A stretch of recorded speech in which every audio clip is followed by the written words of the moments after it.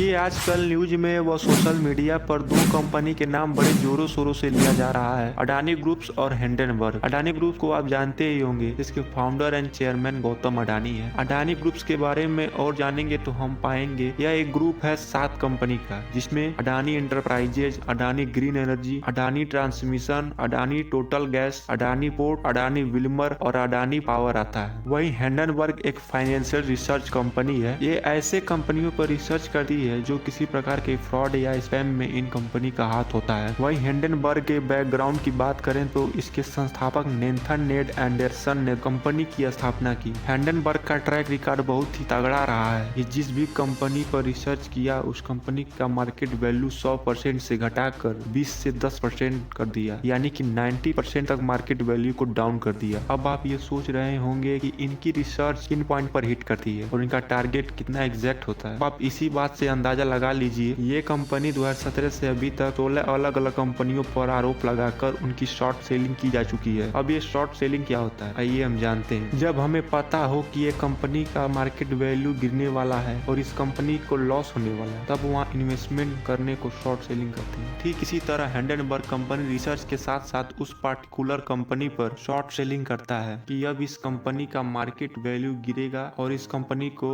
Highly loss होने वाला है। तब हिंडनबर्ग कंपनी इन्वेस्टमेंट के थ्रू वहाँ शॉर्ट सेलिंग करता है। यह एग्जैक्ट उसी तरह है जिस तरह जब हमें पता होता है कि इस कंपनी का मार्केट वैल्यू बढ़ने वाला है और जिससे इस कंपनी का जबरदस्त प्रॉफिट होने वाला है, तब हम वहाँ पैसे इन्वेस्ट करते हैं। ये कंपनी ग्रोथ करेगा और इसमें हमें भी प्रॉफिट होगा और तब इसे लॉन्ग सेलिंग कहते हैं। लेकिन ये काम हाईली रिस्की है, जिसमें अगर रिसर्च सही निकली तो प्रॉफिट की संभावना है, लेकिन अगर ये रिसर्च गलत निकला तो लॉस होने की कोई लिमिट नहीं है। ठीक इसी कॉन्सेप्ट पर हिंडनबर्ग का बिजनेस मॉडल है। इस हाईली रिस्की काम को हिंडनबर्ग अंजाम देता है। अडानी ग्रुप्स के रिसर्च में उसने बहुत से पॉइंट को रखा है। इसमें मेन पॉइंट करप्शन और अपने शेयर के वैल्यू को बढ़ाने के लिए खुद ही खरीदना व मनी लॉन्ड्रिंग जैसे फ्रॉड को रखा है। अब देखना यह है हिंडनबर्ग द्वारा लगाए गए अडानी ग्रुप्स पर फ्रॉड सही है या इसका रिसर्च गलत है। कमेंट करें, वीडियो को लाइक करें और आगे के ज्ञान लेने के लिए तैयार रहें।